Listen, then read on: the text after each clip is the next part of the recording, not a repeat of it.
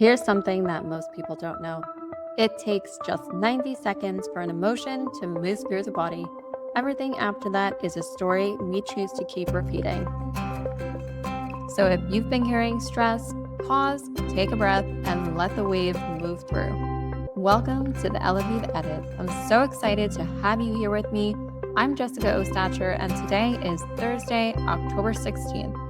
Élavive's handpicked high-impact stories and insights on how to live and work at your highest potential start now.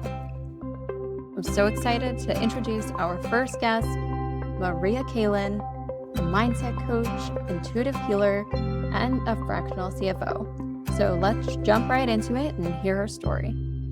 We have a countdown. 5, 4, 3, 2, 1. Perfect. Welcome to the Élavive Edit. I'm Jessica, your host, and today I have with us Maria Kalen. Thank you so much for joining us. Thank you for having me. I am so excited right now. So first, congratulations on your first episode. Thank you. Very, very excited. Yes. So to give like a bit of an overview first, so I have two passions. I have my spiritual and mindset work, and then I have my regular finance background. So with the finance background, I came here from a Russian speaking country around high school time. It's called Uzbekistan. I came here high school, like ninth grade. I went to high school here, then college in Manhattan, Pace University. Oh, that was my other option. It was either Baruch or Pace. I chose Pace because they gave me a scholarship. So they gave us a scholarship. So that's what we went with, me and my brother. Okay. And finished in accounting. I got my bachelor's and master's in accounting. Very It was like really something we didn't think we could do, like in a whole new country, but sometimes you surprise yourself, Definitely. And that was really cool. Then I started working in accounting and finance for maybe 18 years until a year and a half, 2 years ago when I left corporate to work on my own accounting practice where I work with smaller clients and I do the QuickBooks and fractional CFO services for them. So some of my days spent on working with accounting clients, and then the other days I do more mindset and healing work.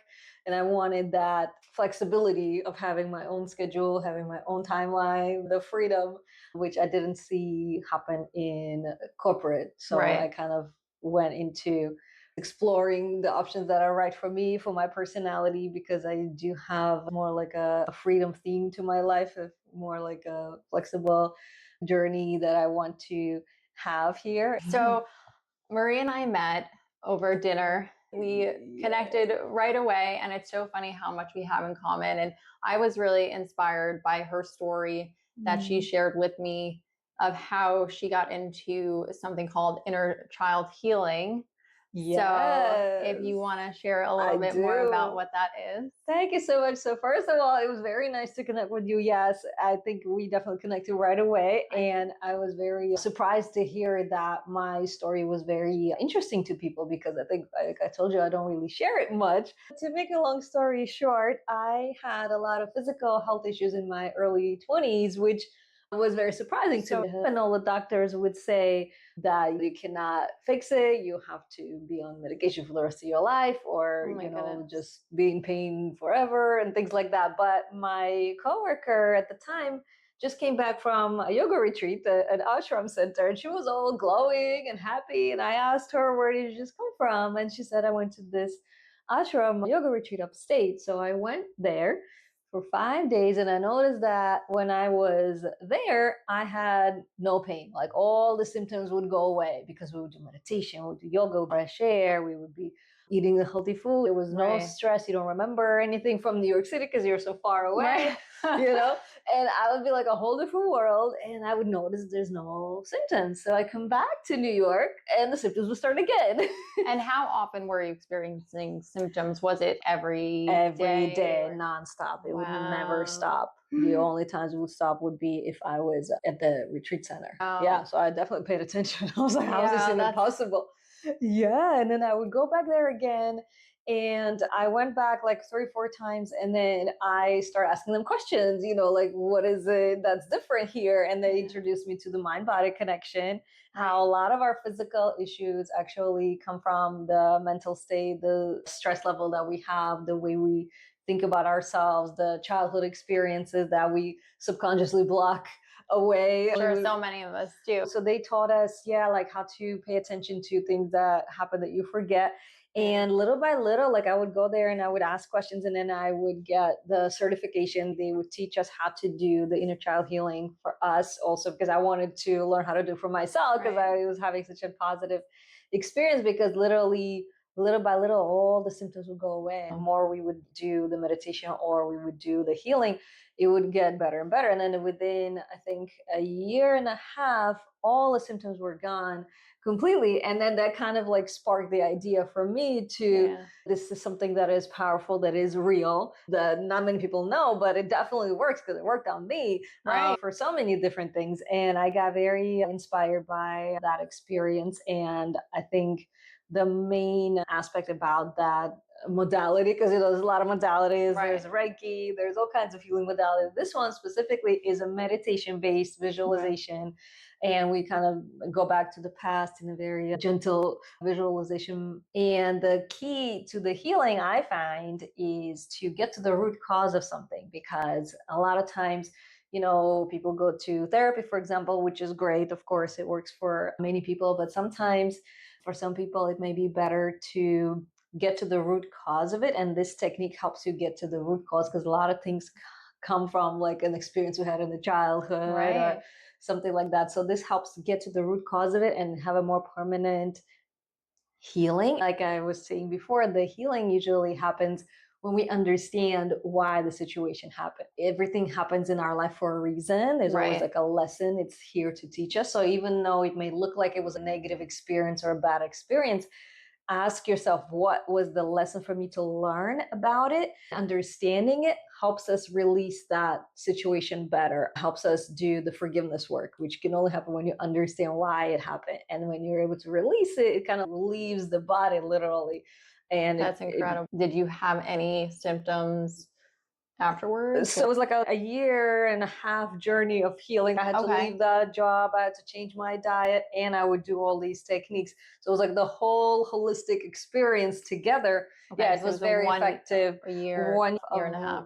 Changing everything and watching my stress levels going forward. It would just created being mindful of a mindset practice for me. And then, I've been lucky enough, because they have these markers they test. It's like a blood test they did before. And then I went back and did the blood test a year and a half later, and there was no trace of it. Yeah, it was. That's incredidible. Thank you. I'm sure looking at those results, the doctors were probably baffled. Yeah, they asked me, what did you do? They asked me, because they couldn't believe it. That's amazing.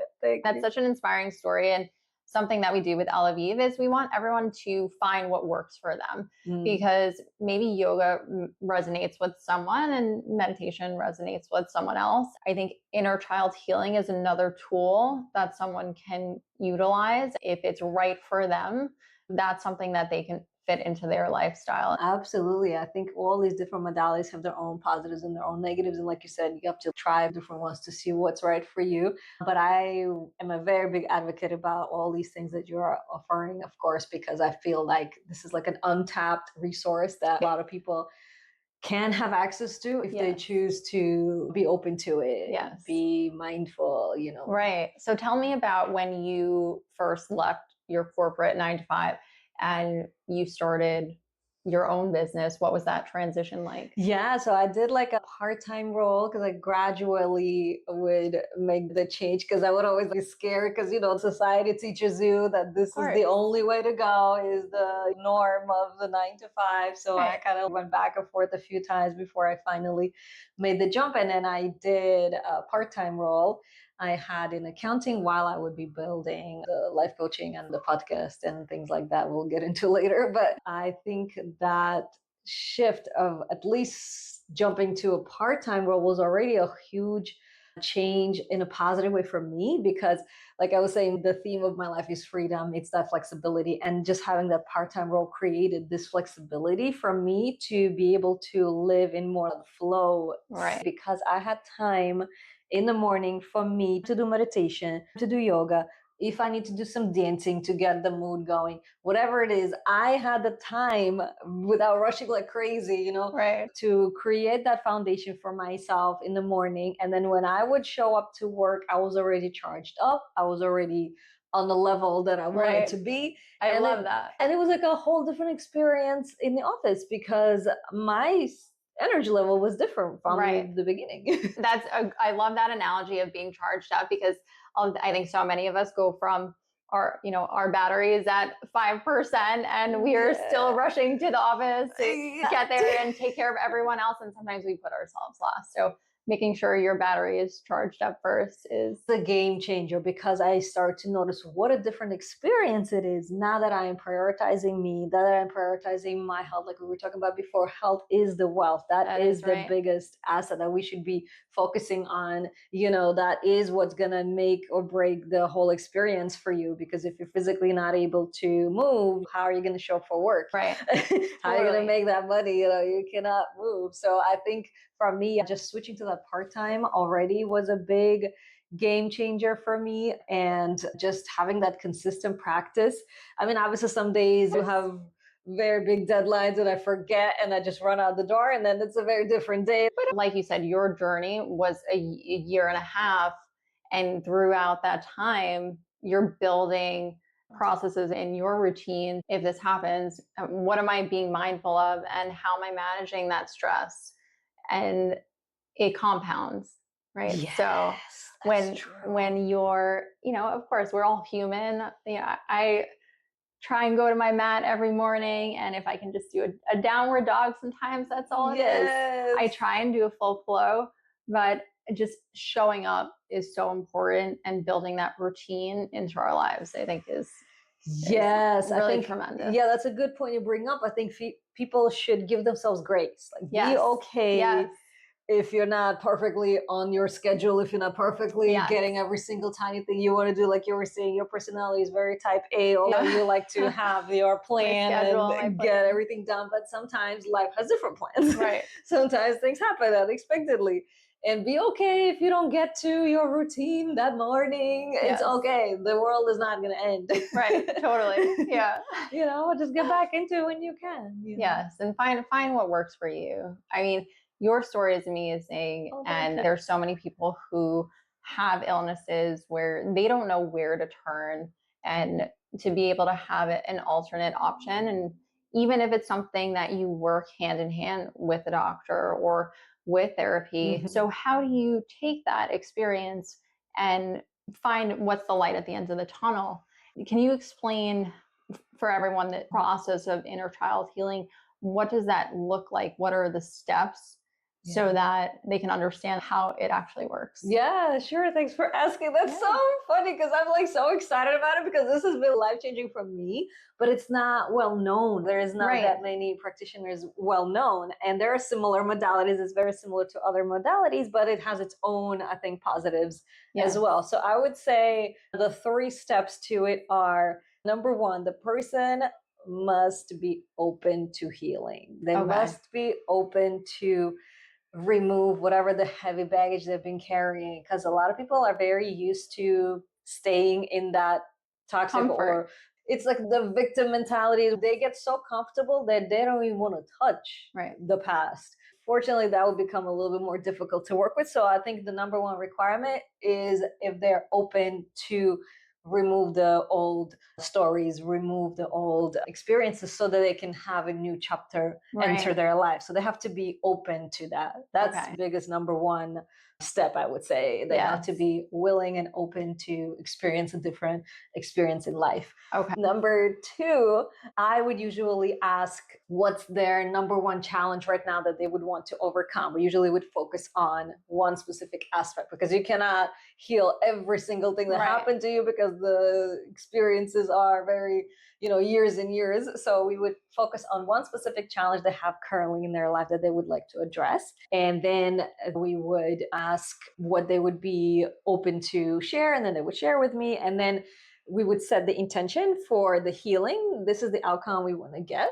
And then step 3, we go into the session, which is a meditation-based session. We close our eyes, and I would work with their intuition. A lot of the work is done through intuition. They pretty much do their own healing. I just kind of facilitate it. Right. Okay. So I don't really You're go not in and do anything. I would work with their intuition, and we do this visualization technique where I connect them to their intuition in a more clearer way. There's certain steps we can take that they can connect more clearly, and they can recall things that they normally would not be able to recall in an everyday setting. It makes it more easier to connect to the subconscious when you're more relaxed, when you're more in a specific setting, and it's much easier to connect. And then when they connect to the intuition, then we can go and ask the intuition to guide us to the moments that we are ready to heal. And the final step is always the forgiveness step, like I was saying before. Before any forgiveness happens, we have to understand why the situation happened. So we would ask the intuition to give us answers. So it's a lot of meditation and intuition based work.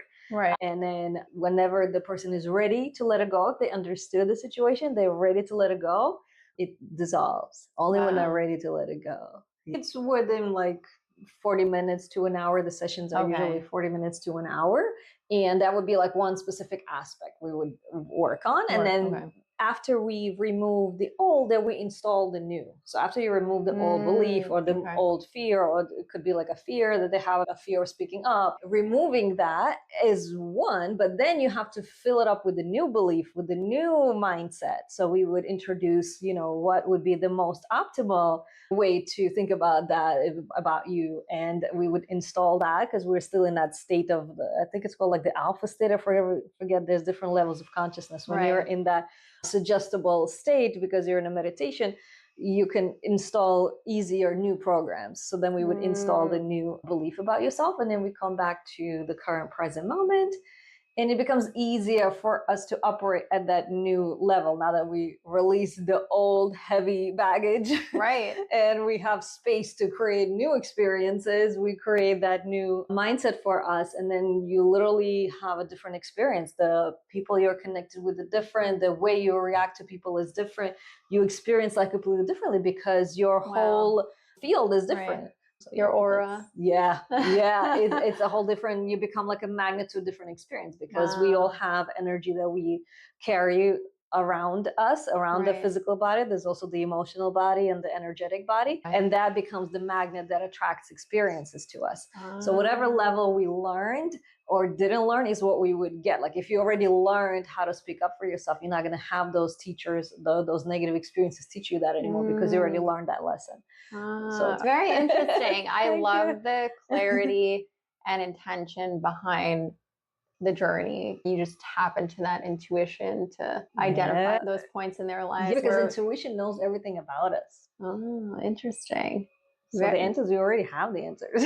Right. Yeah. I know my mother will always say that, you have the answers in you. And she herself had a challenging childhood where when she discovered spirituality and how your thoughts physically changed the neurons in your body and the science behind it, that completely, I think, changed her whole life. She, not only her life, but her personality. She's so calm.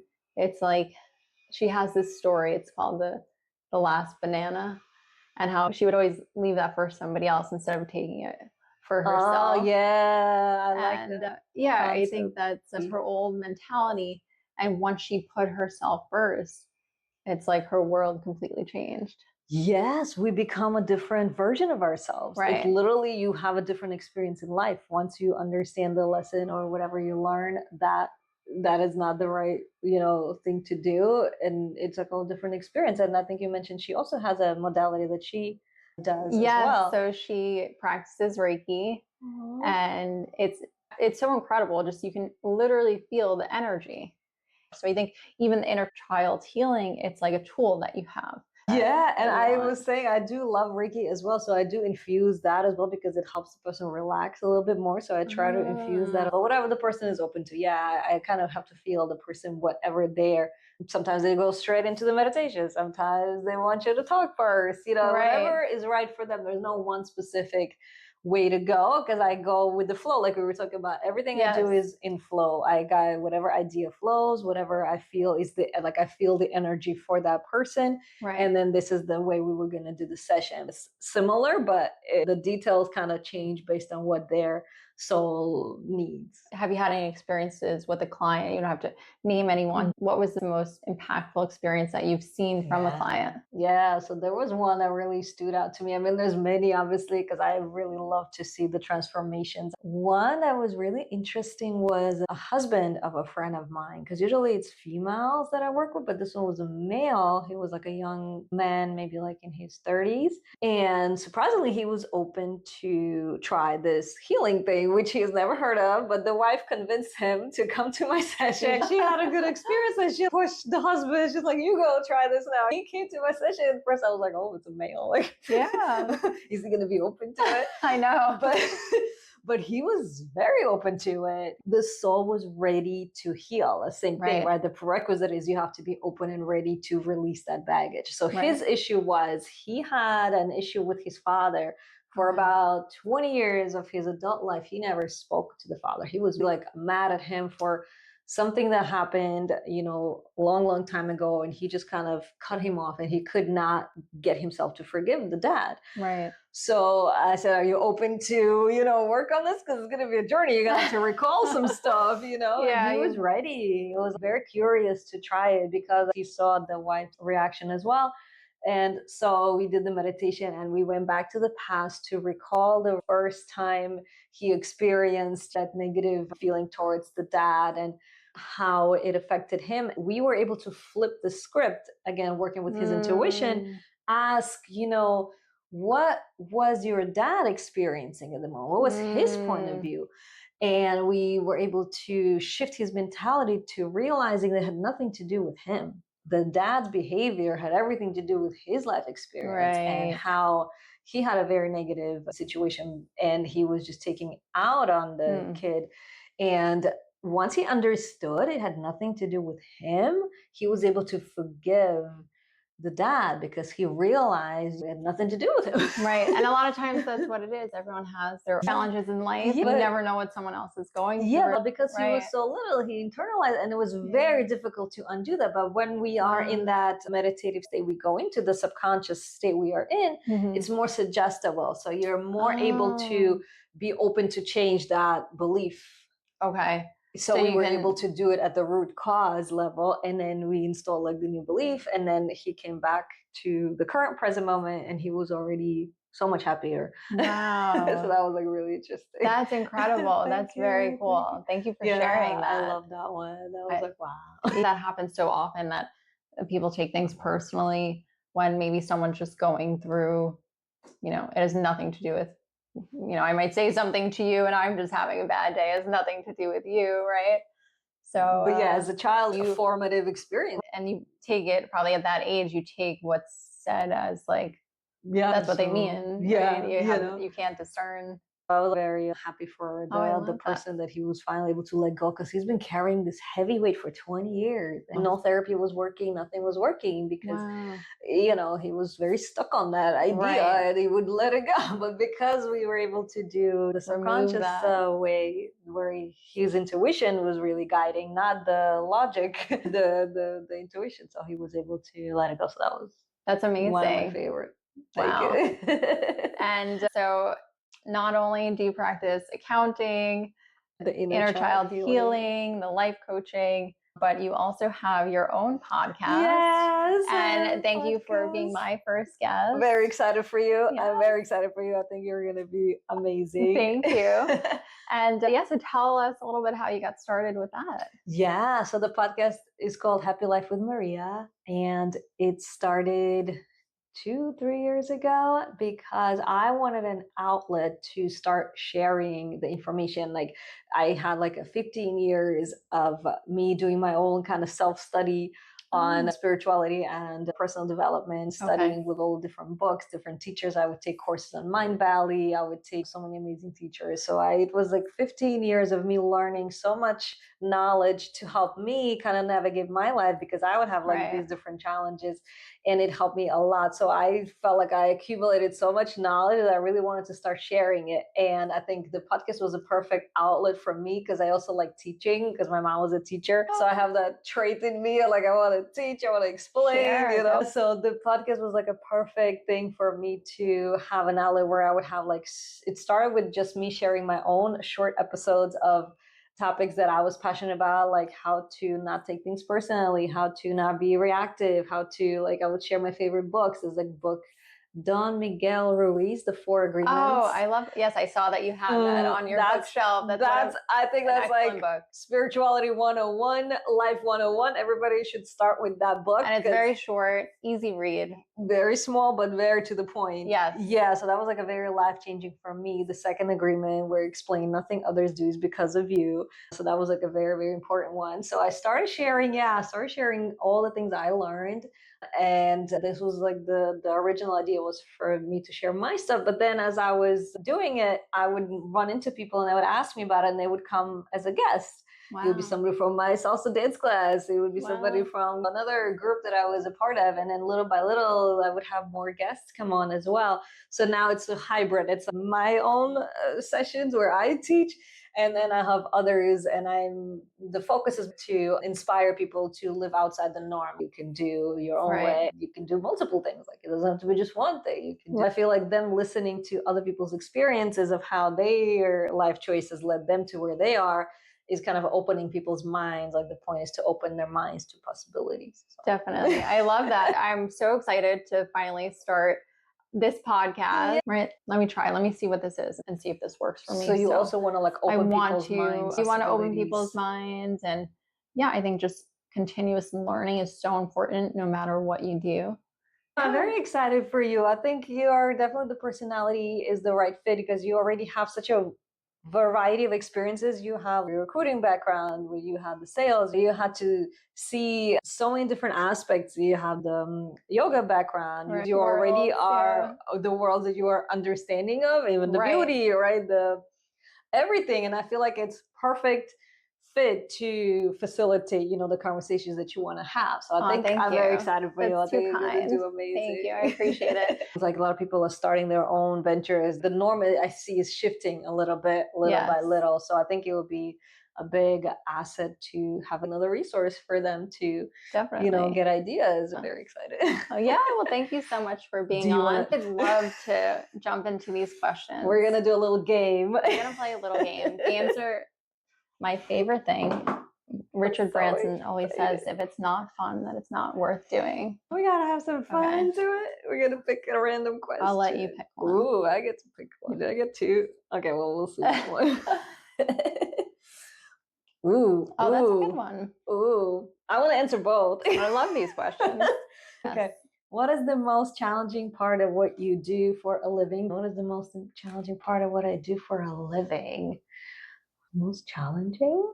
I don't know if there's anything challenging. I mean, I enjoy all the different things I do. I mean, there's a variety of different things. So I guess maybe just a mindset switching from creative mode to the numbers mode, right? If I do accounting, it's like a different set of skills that has to be turned versus of the creative and the healing. Healing is very easy for me. It flows. It feels like so natural. Like I don't have to do much at all. It's very flow state. Right. The healing I can do in my sleep. Like it's very, very easy. I feel like I was born for that.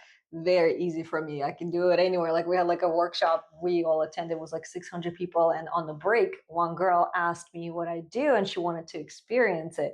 And I did like a mini session for her during the break and she was able to have that breakthrough.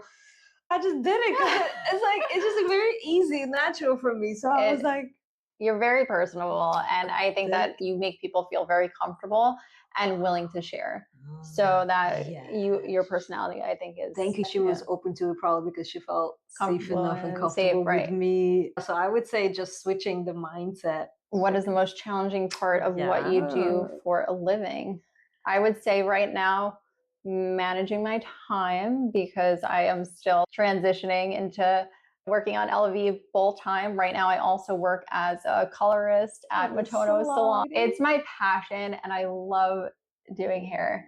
I just started scheduling, full days to work on Élavive because this is something that I think, if you worked in a company, let's say you worked in your corporate 9-to-5 job and they offered you wellness in the middle of the day. In the middle of the day where they had yoga and they had meditation, they had, experiences for you throughout your time there, it would probably be a little more fun to go to the office. Yeah, I would definitely be looking forward to that experience for sure. Yes. So yeah, I would say probably managing my schedule right now because I want to do everything and I have to understand my capacity is okay, well, here's what I can, actually do. I love it. Yes. All right. The second question we got is, what do you want to be known for? I love this question. That's a great question. Because sometimes I think about that, like, because somebody mentioned to me, if you fast forward your life till you're like 80, 90 years old and you look back, like, what would be the regret, what you didn't do? Like, what would be something that you would feel like I should have had enough time to do? Right. And so I would say, I want to take the time that we have here because we don't know how much time we have here. So I want to make sure that one thing I get done is definitely want to be known for a powerful healer. I definitely love that part because I feel like it's so easy for me and I can introduce and like make it more well known because I can make it like seem, well, it is actually much easier than people realize. It's just about being open to that, the fastest way to heal, just being ready for that step, being ready to release that old story that you have is literally half the battle. Just setting the intention, like you were saying, believing that it's possible. I would definitely want to be known as a healer. I think that would be my dream outcome of the work that I do. Somebody who made it more mainstream, who made it more accessible, more normal. It's not such a taboo thing, I love that. Yeah, I mean, you're so good at it. Thank you so much. Yeah, I'm very passionate about the healing because it's so natural for me. It just feels like me. Yeah, totally. Thank you. Okay, how about you? What do I want to be known for? Maybe inspire someone to try something new or to do, maybe they're procrastinating on a project. I'm pretty good at getting them to take action. Absolutely. So yes. I want everyone to find work that they love. That's so important because a lot of the day is work. And a lot of people don't believe that it's possible. They just accept that you have to be miserable. Actually, funny enough, when I went to Baruch, my major was initially accounting because I thought you could be a lawyer, an accountant. And that's it. I mean, what else to be? I wanted to be a dancer. I took dance class every day. I wasn't as good as that as I am at business. We all find our path, but it's still fun. And I love what I do now. I can truly say every day I wake up excited to do the work that I do. And I want everyone to experience that. Wow. I love that. I think you're definitely on the right path there with the podcast, with the new venture that you have, the Élavive. I think all the little pieces are little by little coming together. Give it time. Don't rush. You don't have to get it all right away. I think if you just take step by step by step, I think it's possible to achieve your dream. Thank you. So my Instagram is Happy with Maria, and my podcast is Happy Life with Maria on YouTube or Spotify or Apple, and that's about it. Perfect. All right, Maria. Well, thank you again. Thank you. This was amazing. Yes. Can we do a little hug? Yes. Before you go, take one more deep breath. Whatever you're carrying, remember it only takes 90 seconds to let it move through. So pause, reset, and begin again. Thank you for joining me on the Élavive Edit. I'm Jessica Ostacher. If today's conversation inspired you, share it with someone who could use a moment of calm and clarity. I'll see you next week.